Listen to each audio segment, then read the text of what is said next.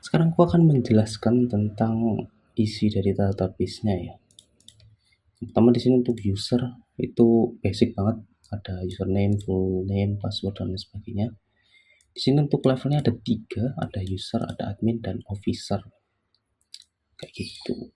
Nanti ada pembagian si apa? Aksesnya ya. Selanjutnya adalah di bagian buku. Untuk buku sendiri ini ada ini bakal banyak banget joinannya kayak sekitaran 3 atau 4 bahkan ya. Yang pertama itu adalah buku ID. Jadi untuk kok yang buku ID dong. Jadi kita ke pet kontol bajingan. Oke, selanjutnya adalah di bagian buku. Jadi untuk buku ini bakalan banyak banget untuk join-joinannya ya, karena di sini kita punya 4. Di sini untuk writer, publisher, kategori ini dia punya sistem yang kurang lebih sama ya. Jadi karena penulis atau publisher atau kategori itu pasti lebih dari satu ya. Jadi kayak penulis itu pasti punya lebih dari satu buku, publisher juga kurang lebih sama, kategori kurang lebih juga sama.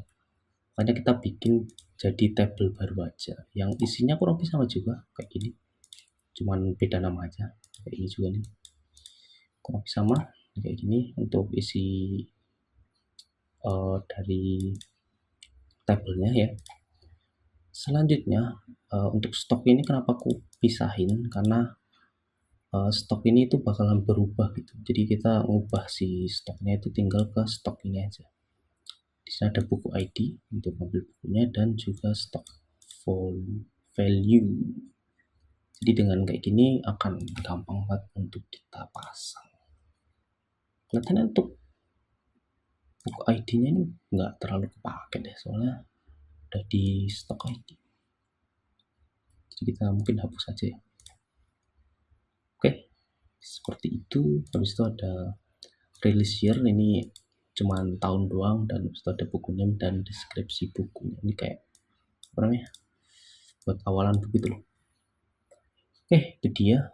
Selanjutnya ada apa lagi? Kita masuk ke buru.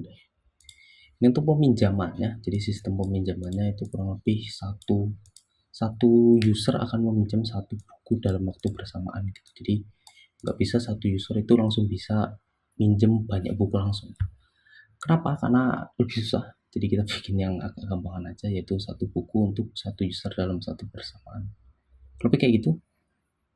Di sini ada officer ID, ini fungsinya untuk ngetahui siapa yang ngubah value dari ini dia. Kayak waktu minjemnya kan ini otomatis si usernya, requestnya juga usernya. Tapi untuk date of returnnya ini atau waktu bukunya benar-benar dikembaliin, itu nanti yang ngurus si officer, sama statusnya ini juga yang ngurus officer. Jadi tahu yang ngubah itu siapa gitu dari officer ini Pak. Dan untuk ini ya ada beberapa, ini lupa ngubah ya, masih INT, maaf sekali.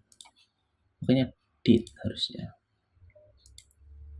di situ, di sini juga pakainya date. Salah konteks date. Nah, jadi untuk date of borrow ini digunakan kalau si usernya mau minjem. Jadi waktu awal minjemnya itu kapan, request, jadi user itu bakalan nge-request bukunya itu mau dikembalinya kapan gitu.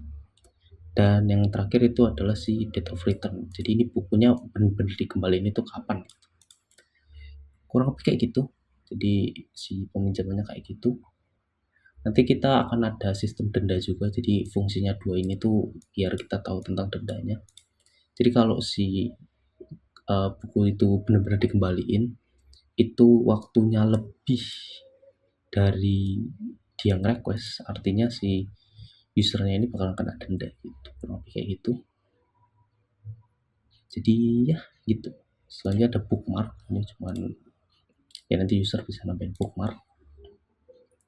Ada review, nanti kita bisa nge-review si usernya. Ini harusnya tambahin user, lupa bentar, kita tambahin di atasnya, kita tambahin user ID.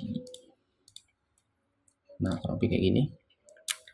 Dan untuk review dan apalagi, kelihatannya udah ya, kelihatannya itu doang untuk database nya. Selanjutnya kita akan lanjutin buat nyetup si templatingnya gitu. Oke, good.